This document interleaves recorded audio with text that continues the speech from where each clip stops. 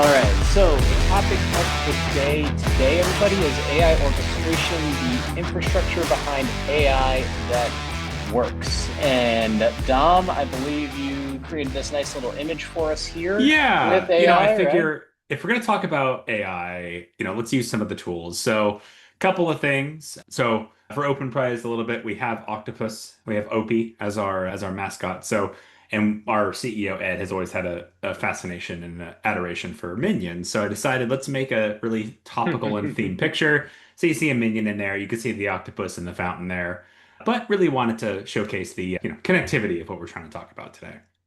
Yeah, I love that. My kids love the Minions movies, so Yeah. I'm very familiar with all of them. And yeah, as we kind of get introduced, the panel today is going to be me and Dom. So for those of you that do not know me, I'm Matt Volm, CEO and founder of RevOps Co-op. We are a community of now 18,000 plus revenue operators from all over the globe. We do tons of digital events like this. We do a lot of in-person events like the ones I talked about earlier.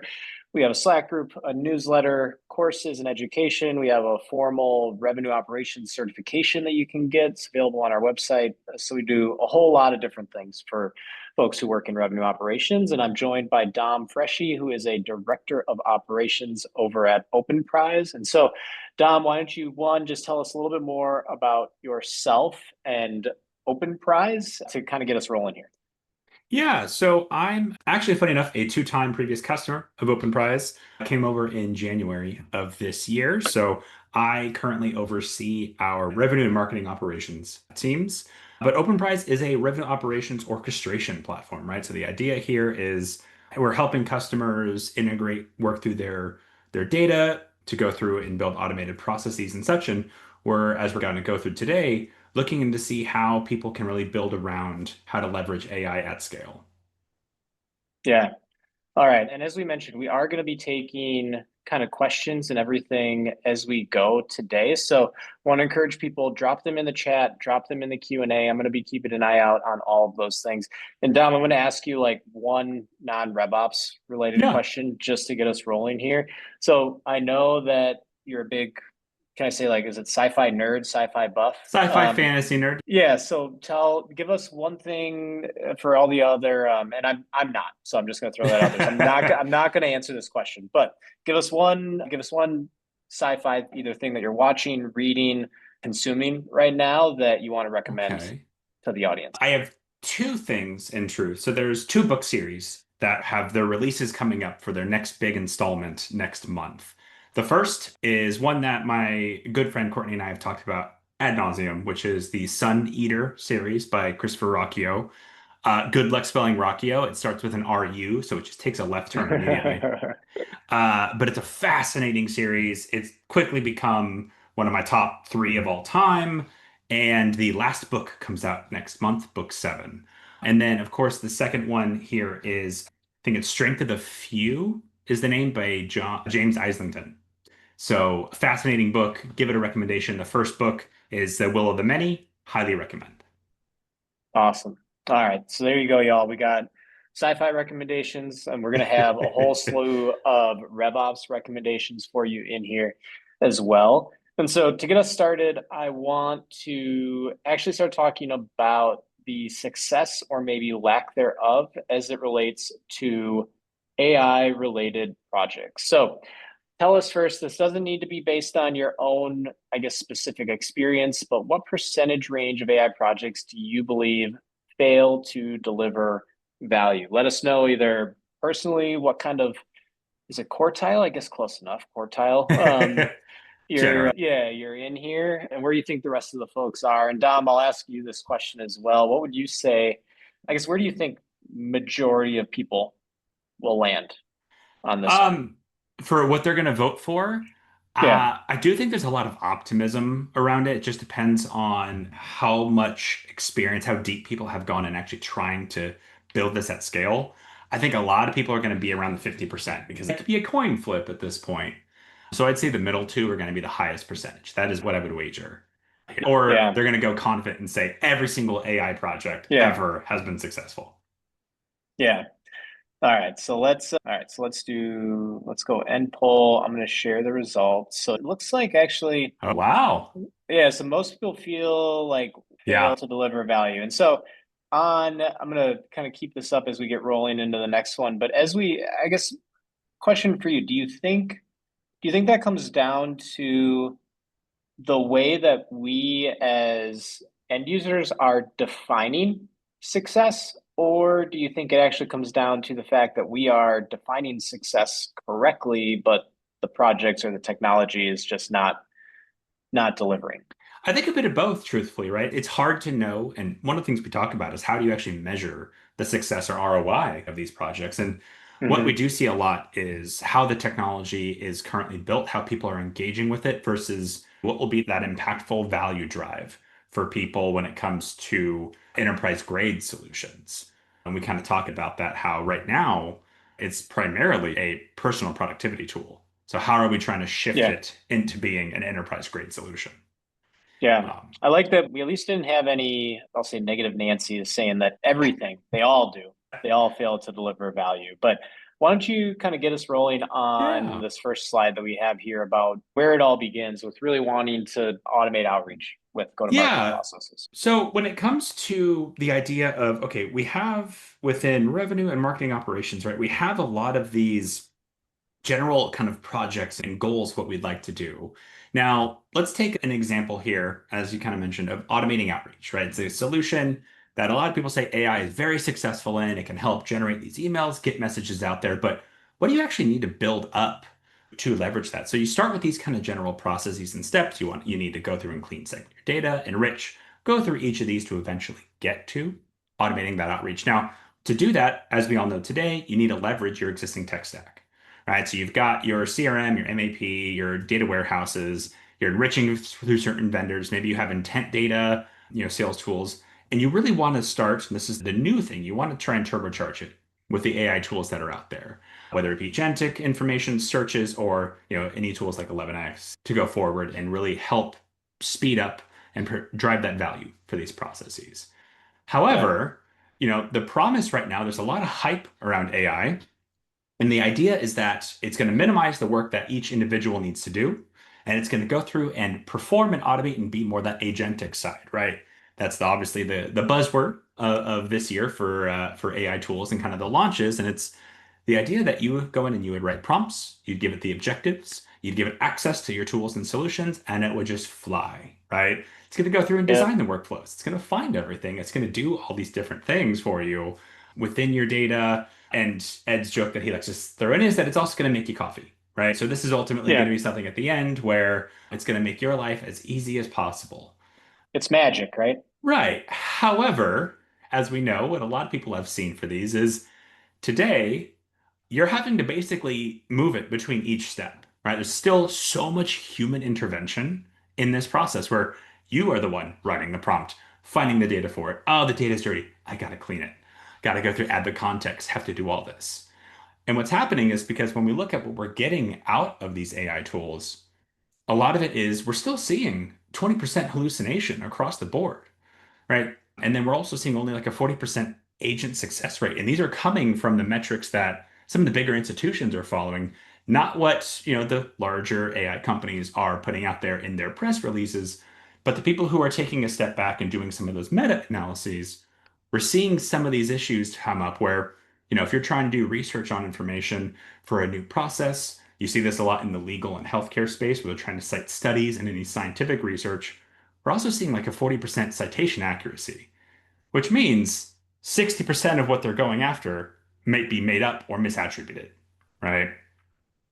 Yeah, I think you and I were talking about this in prepping the video that we both saw resonated the most with me because a lot of times, and I'm sure other people feel this way too, as I'm using different pieces of AI technology, I actually think, was this any faster or better to get to the end result than the old non-AI way of doing things? Because, like you said, we see so much of these promises or what seem to be this pure magic that people claim is possible, but then the video that we both saw that we were laughing about was, one of those like, The Rube Goldberg machines. where it's like a baseball and a bowling ball and like it was like there was a human all the way pushing the ball The and then domino would hitting miss, the you'd have to go hit shoe. the Yeah, next exactly. thing. And that's like what it feels like sometimes because, for example, even if I'm doing things like creating content, like a V1 of content with AI, it's like sometimes I'm just like, what are you doing? Like I gave you a link to an event page and you somehow took the wrong date, the wrong time, and the wrong title and put it in this copy. And it's like, you know, the fact that you gave me a starting point, now I've got to go through and edit it all. Those are the questions I always have where it's like, again, Yeah. I get to the same end result, which is like what I wanted, needed, but it's like how I got there. I'm like, is this Did it actually any better? actually, yeah, did it Yeah. actually make my role in this easier and help me, yeah, Or deliver speed a it higher up? quality output. Yeah. And it's like, I don't know. Exactly. And, I don't want to sit here and be an AI doomer on this. What I want to be, in truth, is an AI realist on this because we have to discuss the problems of how AI and, how AI is presenting itself in the enterprise workspace versus kind of what the expectations are. A previous presentation that I've done in the past was on the idea of kind of thoughtful acceleration and this idea of going through to make sure that you know whether you need automation or you need AI, right? Is it something that you want to be able to build because you need that programmatic and deterministic workflow, or something that you really need to drive home with AI? And Yeah. so to have that conversation and that evaluation, if we go to the next slide, we can have that conversation and say, this is where that poll we had earlier, right? Some of the bigger studies from very well-respected institutions have come out and evaluated the landscape at an enterprise level and seen that more than half, up to even 95% of these projects that get started fail to truly deliver value for their teams. Now, a lot of them have been abandoned over time. Obviously, there's still going to be the iterative work, but what we're hoping is that through today, with the framework we're going to go through later, you can be part of that 25 to 5%, right? To be able to be the ones that are driving the value with an AI solution.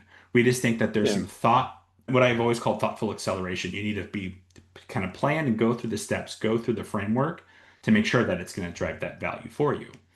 Now, what are the areas that we need to make sure that we're addressing through this, right? When you go through and evaluate your solution and your process and how you're interfacing with these agents and models, let's identify the issues of what makes scaling so hard. Because this is the biggest piece of it, right? It could be a personal productivity tool that we know.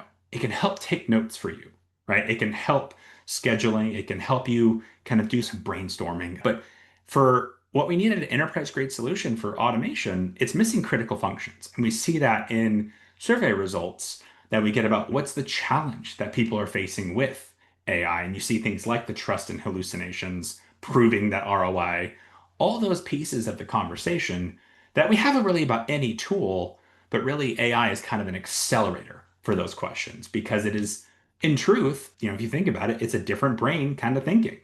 So, even when it's explaining its reasoning, you still have to kind of query it and question it a bit about what it's providing you.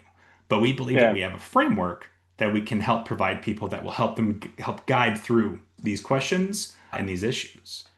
Yeah. But so before we get into the framework stuff, I have two questions for you. So one is from me, Yeah. one is from Lauren in the audience. So I'm going to ask you my Okay. question first. You mentioned before we were talking about automation and Yeah. AI being different things. Yes. I've seen what I've seen. So what I've seen is it feels like people are starting to equate AI to any piece of technology.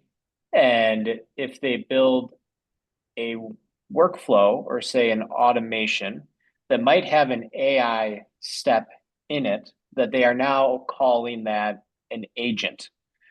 And yes, can you just like set the stage, like tell us the differences between like I'll say AI and non-AI technology, and what is the difference between say an automation or a workflow and an agent? Or maybe shorter answer would just be like, what's the actual definition of an agent? So an agent is truthfully an AI that can interface with a tool directly, right? So you see a lot of these pieces where if you go and you log into a tool and you're going through and manipulating things. I was just at the Make with Notion conference a couple of weeks ago, and they talked about their agents and how it can build tables and do these kinds of things for you based on your prompts. That is leaning more towards the agency side, where it is making decisions and taking action. But in Hmm. truth, what it is it's interfacing with the tool. Like that is, if you go down to the base technical definition, it is then manipulating a tool for you based on your set of instructions. Versus AI, which is you're the interface it's communicating with. It's having its own, thoughts, processes, and reasonings, but it's presenting you with the information that you can then yourself take action on, right? So it really depends on, and this is always the question I've had is, do you want there to be creativity in the solution? Is where I see the question come up. Hmm. If you need deterministic workflows for categorization, tagging, those kinds of things, then yes, that is where you're going to take and have an automated workflow versus something like an AI or an agenting piece, which is going to say, I'm going to interpret what you said, or I'm going to go through this large piece of text and pull nuggets out, but I might be wrong, or I might get creative with my answer, which is where you see those hallucinations pop up. Yep, makes sense. Before we were talking about the success or lack thereof of AI projects and initiatives, and Lauren was asking, I kind of asked you this at the beginning, but Lauren was asking, Right. is not having clear success metrics at the beginning maybe one big contributing factor for this? And I heard this last night at the dinner event that I mentioned. A marketing operations person at a 500-person company was like, hey, our leadership is basically like, well, can't AI solve for that? Or they give them like a charter to go out and be like, hey, you need to start using AI, but they don't have any like problems or things they're looking to solve for, which they're just like, hey, this is a solution, right? Like start trying to figure out where you can Yeah. apply it.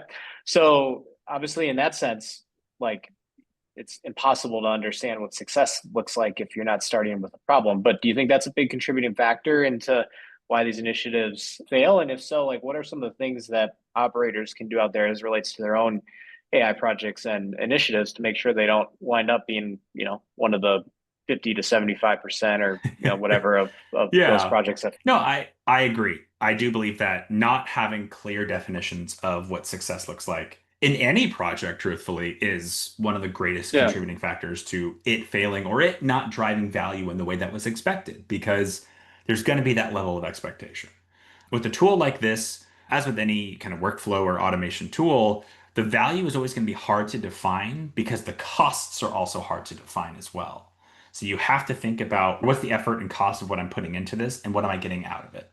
Defining both Hmm. sides of that equation can help because, yeah, if you're spending, months of effort and hundreds upon hundreds of hours building this out and getting it built, and it kind of works, the cost to benefit ratio obviously starts leaning one way. Yeah. But I definitely agree, Lauren, that yeah, it's definitely a major contributing factor. Yeah. And as we go through, how are you defining it? What are you putting into it? How are you engaging with it? To move AI as it exists today, what I feel like is into a true kind of enterprise grade solution tool, we need to fill in some of those missing, those critical missing functions. And with those missing functions, we see issues around the accuracy of our outputs. We see issues around, the reliability, right? The hallucinations, the reliable answers, right? It's not deterministic. It's going to be creative. And then kind of what you were, alluding to a bit there, right? It's what's the predictability of the cost? Because right now, it takes a PhD in economics and AI economics to understand how much a token costs. What is a token? And there's companies that are translating that a little bit. But yeah, I would Yeah. love to know for those that have worked through any AI projects or used it, for your enterprise work outside of just like your, chatting with ChatGPT or Gemini. How confident are you in the accuracy and reliability of the current AI outputs? Yeah. Um, And I know, and I'll just chime in on like some of my yeah. experiences here. It's like I feel like I get things that are either on one end of the bell curve or the other that are Hmm. like incredible or garbage. Completely missed the And point. and like I said, I gave my event example before. Other things I've had struggles with have been like for example, it'll find like I might ask it for related content from like our website so I can like backlinks to some other assets, for example, that we have. And it finds actual like articles, blog posts of ours, for example, but it does not give me the correct URLs. So Yep. all of the URLs lead to like, 404s. And I'm like, even if I tell it, hey, don't give me URLs that lead to 404s, it's still get like, It's gonna or tr miss the goal ultimately, right? Because it's not yeah, understanding what it's understanding what you're asking for, but not the why or the kind of meaning of what you're asking for, right? yeah, yeah, It's almost very little literal of, hey, I gave you links to things. That's what you wanted, right? There was a paper that came out, gosh, maybe 4 or 5 months ago that was saying, AI responses are programmed not for accuracy, but for human relatability, right? How mm, human do they feel? How human do they sound? yeah, So, as we know, if you've ever had to take a test when you were in high school, college, middle school, and you didn't know the answer, what did you do? You yeah, made things up. yeah, You exactly. just You kind guess. of, off your head, just going through and putting whatever you can think of down. Guess what? If we're programming AIs to be human related, that's what they're going to do. Um, Yeah, and this is honestly surprising a little bit. I'm happy to see that people are getting more and more confident with what they're getting out. But you do see that there's still, a critical mass of people that are saying, technically, I'm unsure because I don't know how to measure it, perhaps, or not very because I'm just, I question what it's giving me because maybe I've only used it for certain things, but when I try to upscale it, it just it's not operating how I'm expecting. yeah. No joke answers, which I'm also kind of sad about. I know no one wanted their entire job and processes have been replaced with AI. And I actually wonder if part of that answer is actually like, I know for me too, I'm starting to get, I think, more confident in also my ability to That's one of the big interact things. with it Yeah. as well, right? Where as you get started, you're kind of like, what can I trust? What can I trust? What's a good flag of like this isn't, like this isn't good. And actually, Mark in the chat kind of gave like a Yeah. tip of around analysis, just saying like, hey, make sure that like if you're asking it to look at a spreadsheet with a certain number of rows, that the analysis actually includes the number of records that are in each bucket, and those add up to the Yeah. number of rows. For example, if you have 200 rows, it should add up to 200 records that are there. Again, just a good way, like doing little stuff like that can make that spot checking, right? Really, Right. And, really easy. there's been a lot of conversation around this idea that people don't need to learn how to code anymore, which I think coding is two things. It is the technical coding, actually typing code into, a solution and getting a program out of it. But it's also what you're kind of saying there. It's computational thinking. It trains your brain how to think through a problem, how to anticipate solutions. And I think that is actually still such a viable skill. And it's what Mark's kind of attributing to here is I'm putting this in, I should be expecting this out. And that's where I Yep. think it's a good way for us to train and learn ourselves how to approach these tools. Yep. Now, for the slide here, right, one of the big things that we can go through is we're going to take our problem earlier of wanting to automate outreach. So we have that process below or in the middle there, right, where it's going to be this thing of how do we get that bottom layer, that foundational layer of your current data, your systems, to communicate and integrate with those top level AI, those brand new tools through this process. You There we want to go. build this automation. And what we're seeing is that there's data platforms, there's all these kind of things. The fundamental thing people need is an AI orchestration platform. How are you getting the data, the processes, the safety, the security that you expect in an enterprise solution to work through to this problem for something like automating outreach? So if you actually click the next one, what we have is this framework. Now, we were kind of surveying names for this decal in the middle here internally. I'm seeing it as a beach ball. Other people call it just a pie. I'm going to go with beach ball. It's still my favorite.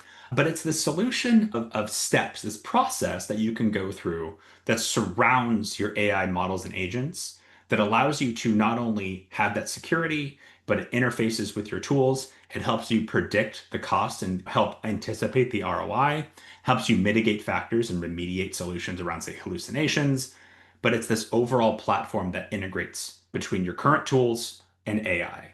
And the framework that we have can apply to many different tools out in the market, in truth. And so, what's great about this is almost like a worksheet, a checklist, a process to go through to say this is the framework of how we see enterprise grades AI solutions be successful.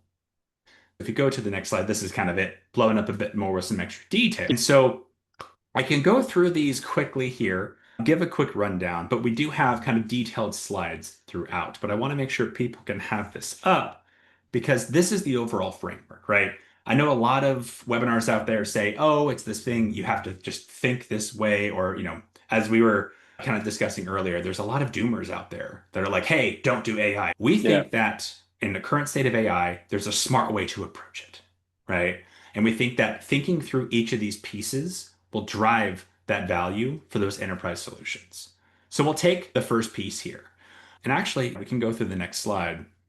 So AI is the ultimate garbage in, garbage out solution, right? It will absolutely accelerate if you're having bad data go through and what it'll produce out. I have two examples that really drive this home. But what I want to do is I do want to take this framework and apply it to our automating outreach example as well, to kind of give you that workflow, that thought process of our end goal and how we can think about each of these pieces helping solve for that. So the first one is, and this was a big story I know about a year and a half ago, was someone was asking Gemini about pizza toppings. And Gemini, in its training, right, it had ingested everything on the internet. And as we know, people on Reddit are sarcastic.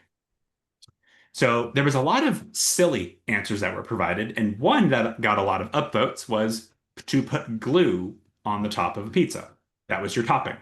So when someone asked what are some great toppings for pizza, guess what it provided, right? The training data, what it was based on, was fundamentally the problem. So when you're thinking about this kind of a solution, how you're going to build and prepare, you're going to need something that's going to help you with that context orchestration. Now, every prompt has two pieces. It has the data side and it has the instruction side. So the data side is obviously the references, the tables, the fields that you're going to be pulling into any of these prompts to say, this is the data I need you to reference. And so you need a platform or something that's going to help you clean, curate, and optimize that data so that it's formatted and ready to go into these solutions. Now, this is the fundamental piece of any data orchestration platform, right? Is it's going to help you with your cleansing, normalization, deduplication, these kinds of pieces. But it's still such a fundamentally important piece of how you can provide your AI with some of that context, some of that model ready data, and to make sure that you aren't spending your credits and or tokens on testing through because you've accidentally sent multiple records through when they shouldn't have, or you ran it through and you go, oh no, that was a bad set. I need to do extra cleaning because it gave me some bad results. So it's prepping early for this can be very helpful. This step you can't skip this step. No, this is absolutely like, if there's anyone that you cannot skip, this is it. Because Hmm. no matter how you prompt, no matter which tool you use, no matter how you're handling hallucinations, if the data itself is bad that it starts with, right? Because every enterprise grade solution has data at its core. If the data is bad, your outputs are going to be bad. Actually, and I know we're going to go on to the prompt management piece. Do you have any, again, I'm thinking back to a conversation I had last night. Someone was talking about how they were struggling in communicating to their leadership team why that piece is so important because it's this kind of hidden Hmm.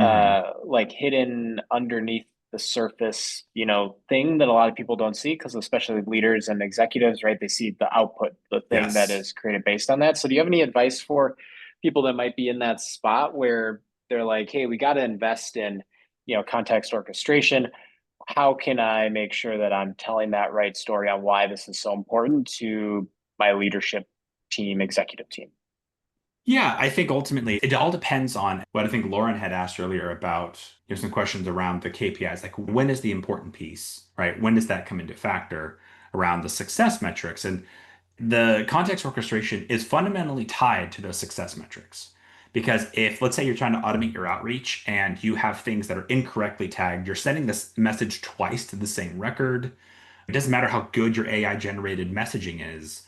If they're getting multiples and it's slightly different, then they know it's AI generated. You lose trust. It's a way to save face a little bit, but also, as we call out, it's a way to make sure for the context orchestration that, again, you're saving cost to make sure that what you're Hmm. sending into AI, it can take action on, and if that's your goal, and it's not going to run up costs because of other issues you may run into. So those are the Yeah. two things I would always approach it from. or how I would communicate it. But each situation is going to be different depending on what the goal is. Yeah. Yeah. So usability of obviously the outputs is not going to be there if you don't have a solid data foundation. But then also Yeah. something that all leaders and executives also know about is dollars. And I Yep. think bringing in the cost equation is maybe easily forgotten. But yeah, also tell them like, hey, if we don't have a solid data foundation, it's going to cost us a lot Right. more money to run these things to produce the garbage out also. So let's not do either of those things, and let's instead focus on fixing the Right. And it's the data layer. because if you think about it, it's the same general thing that, when there's been a lot of work around enrichment, it was the same general topic, which is, hey, let's clean up and deduplicate our records before we send them out where we have to spend a credit or cash to go enrich them. Because guess what? If we have 100,000 records and only 75 are viable and we spend it on 100,000, we just Yeah. lost money. So it's the same general premise. And that's where that data piece, that ultimate data side of the prompt is so important. Now, the All right, let's instruction get into the side, prompt management piece. and in truth, one and two are basically two halves of the same coin, right? Where you have one side, which is the data that you need to make sure is prepared. You need to make sure that in the way that we approach most enterprise solutions, if you have any code involved, is that the code is rigorously maintained. It's tracked, it's structured. You have to make sure that what you're putting in, you can generally expect somewhat of the results that come out. And so when you look at some kind of a tool or framework you need a way to be able to manage the instruction side of that prompt. If there are tools that have any kind of iteration or testing capabilities, that's always a great solution to have. But you need to kind of treat it as you would any kind of system configuration or code, right? Because ultimately, if this is going to be part of a process that you're going to leave running, it's going to be automated, then you need to be able to expect the outputs.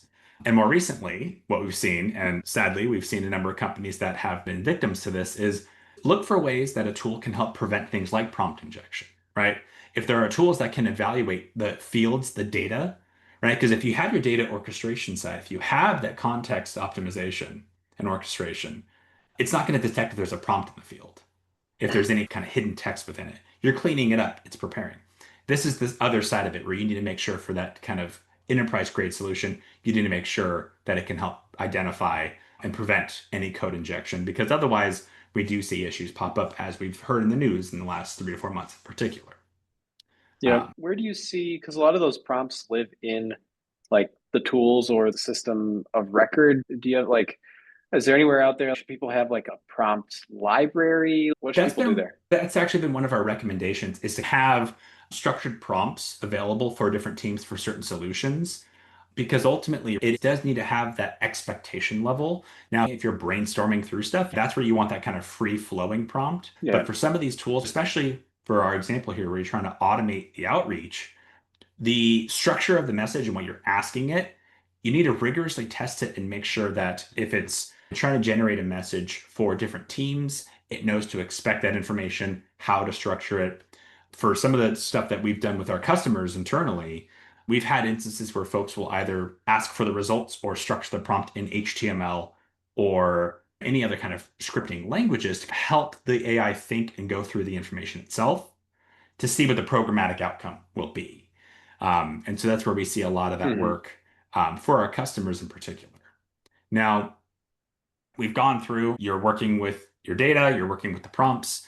Now we want to look at the actual models that you're using because one of the other key benefits of something like an AI orchestration platform is that you can go through and work with multiple different tools. Now, we all know that, again, with the cost factor, there unless you have that whole kind of blank check budget, you're not working with every single tool at a business enterprise scale.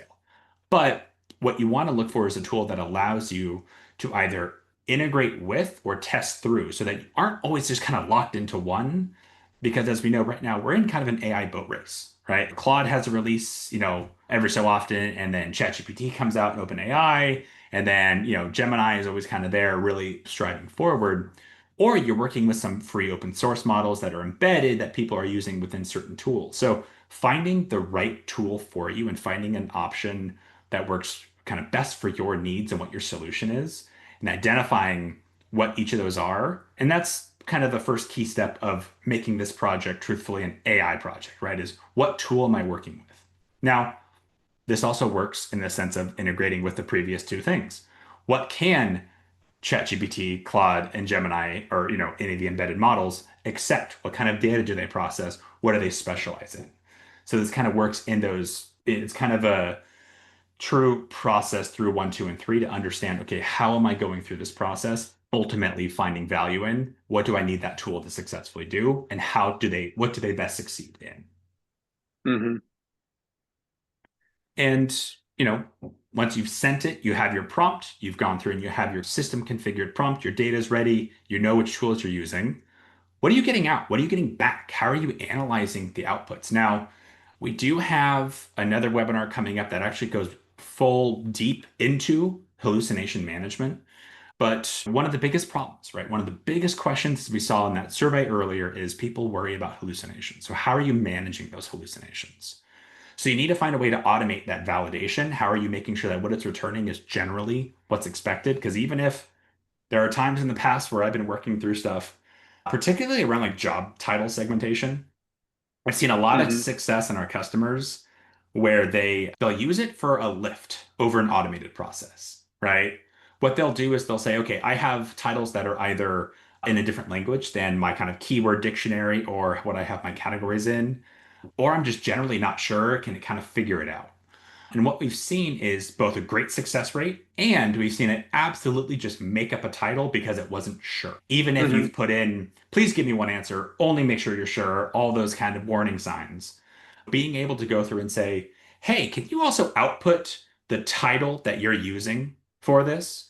And does that match my current title that I'm giving you? How do you go through and analyze and review that data to validate it? And then have a tool that helps you through the remediation of it. The tool will give you that. You can chat with it again, perhaps, but that's not really how an automated process should work, where you're having, as you mentioned with the Rube Goldberg machine, you're having to go in and check it every time or every hundredth for sampling errors. Truthfully, how are you going through and making sure that those processes are outputting accurate information? So you need to build those Yeah. steps in and have a tool that helps you with that.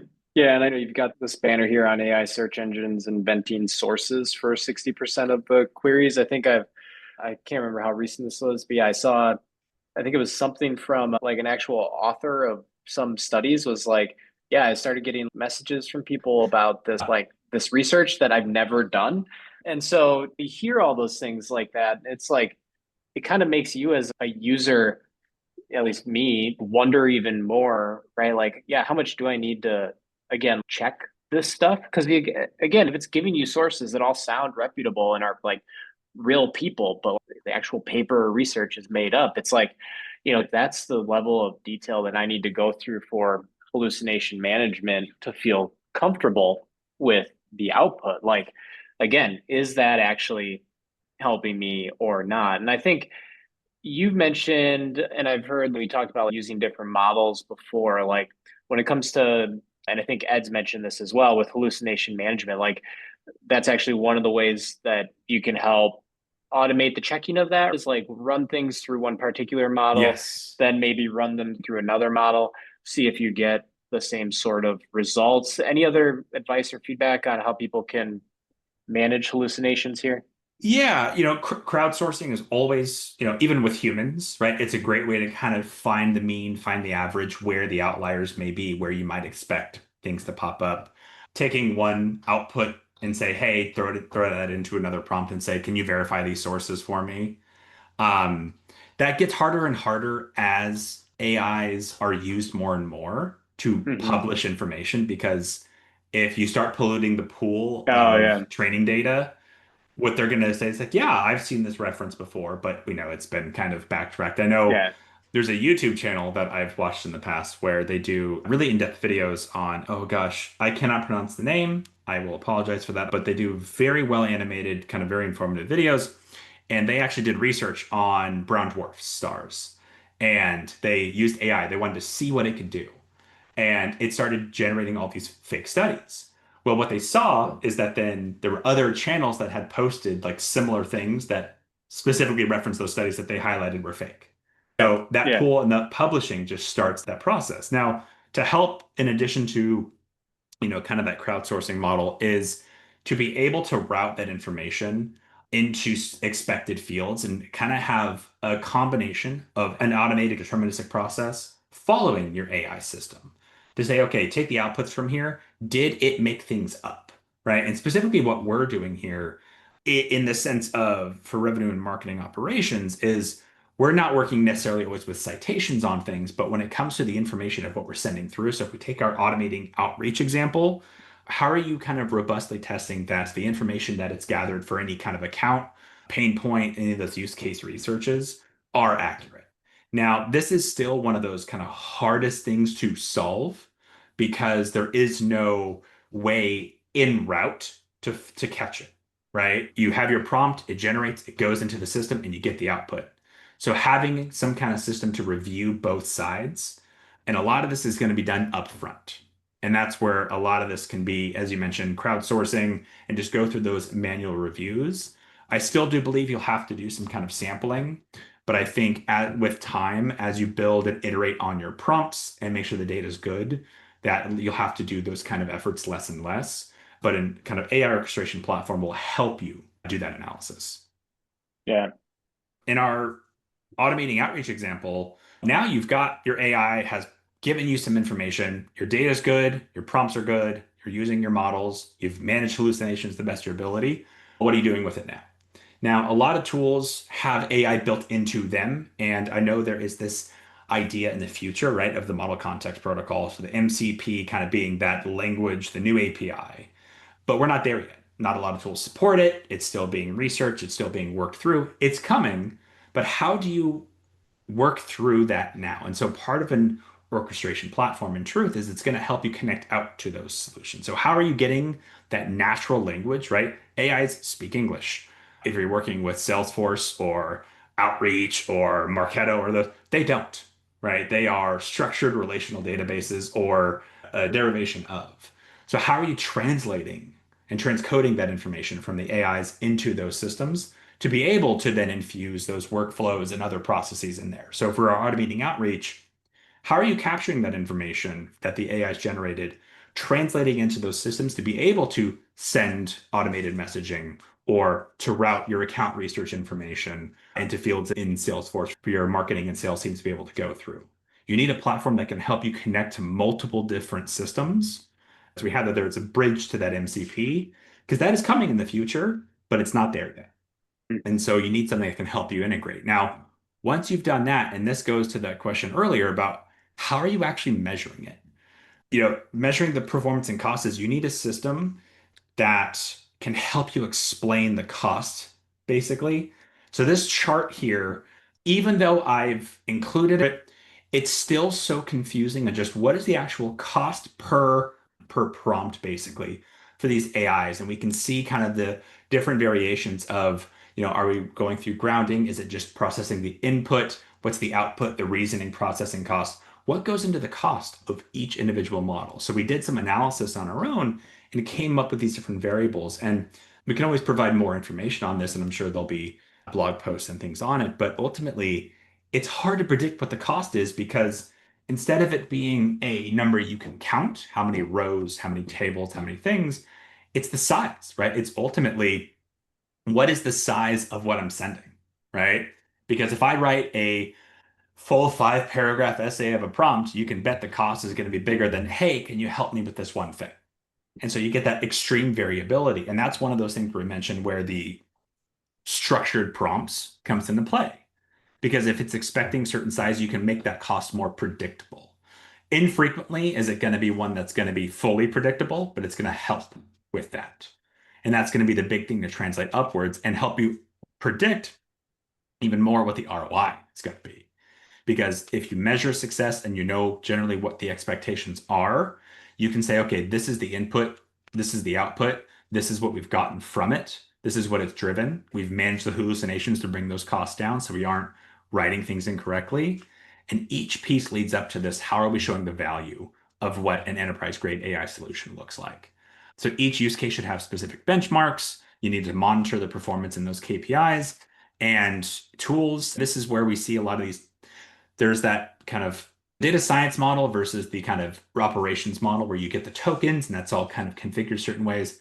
What we're seeing is companies are getting their economies of scale and saying, okay, we could go to these credit systems or understanding per cost, or especially if they have an embedded model, you'll get a baseline number of runs, right? Of prompts per year or per month or something like that. So the more that a platform like this can help you predict that cost and help you measure that ROI, that's going to help your solution scale and be successful. Hmm. Yeah. And I'm gonna pull up this last Yeah. poll question, and then I know we'll show the that Again. again.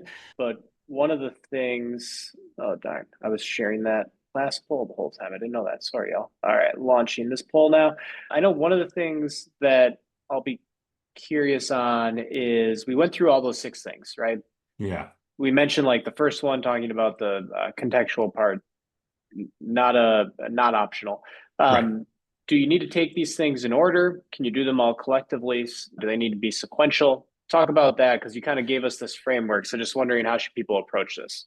Yeah, I would say each part needs to be thought about. The solution for each is going to be different. Because fundamentally, as you work through the process, right? And this is where this framework came up as we were building things internally for leveraging AI and enhancing that, as well as with customers, where we said, okay, when we go through this process, right? What steps, what general categories, what functions do we see that AI is missing that people needed to question, solve for, and build and plan for?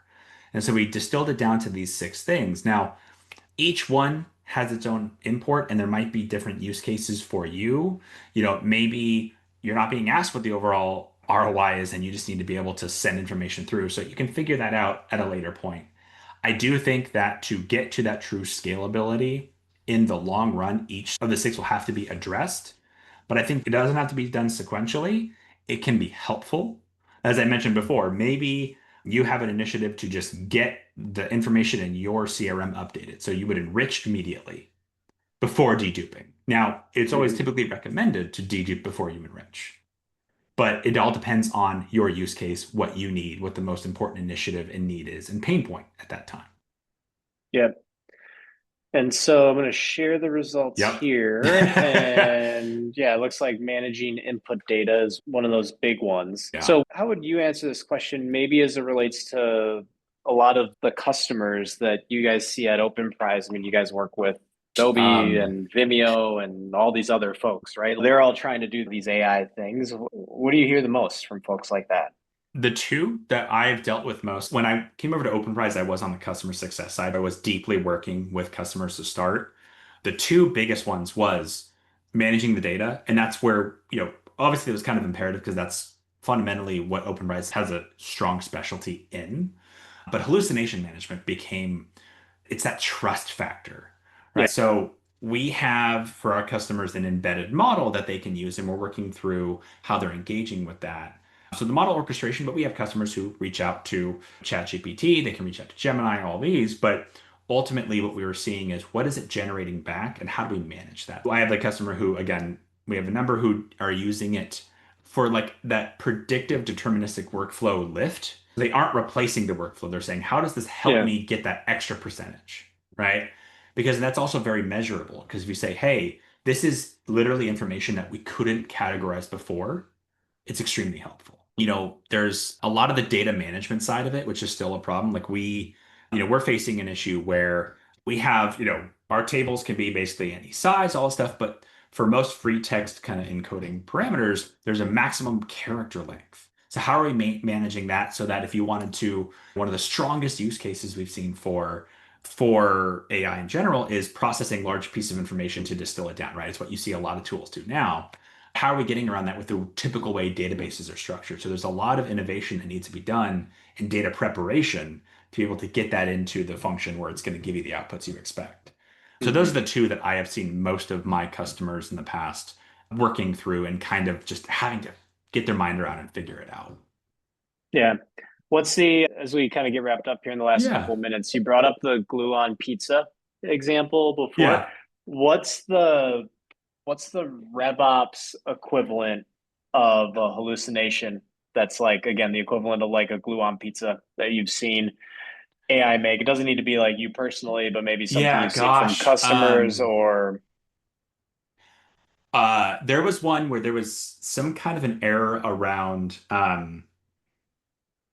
so it's not necessarily a hallucination, but it was more the way it processed. So we had a customer who had, hey, I have this email signature piece of information. I need you to go through it and remove repeating values. And there was this word that in some data coding error, there had been this repeated word over and over. And the way it processed was every time it found an instance of that word, it was outlining its reasoning. So it said, this is a repeat value, remove. But it said it for Uh-huh. all 25 instances. So it created a text length that was huge suddenly. So that one was funny. But hallucinations, it's always to me the job titles because it's that scared kid who wants to give you the right answer. Yeah. And so it's Yeah. always like, no, this person's totally like a CEO. And so what I can see there often is like sending that email, right? So you're sending that email out because you've automated it to the customer or to a prospect and say, "Hey, we see you're the CEO of something," and they go, "Cool, I got a promotion." Yeah. But Yeah. apparently AI told me. So Yeah. Yeah. I'm the CEO of myself. I'm the there we boss go. of myself. So, well, Dom, thank you very much, my friend, for Thank you, dropping some everyone. knowledge on us and kind of walking us through that very useful framework. To all the attendees out there that remain, thank you for joining as well. And the next one, take it easy, everybody. Bye. Bye now.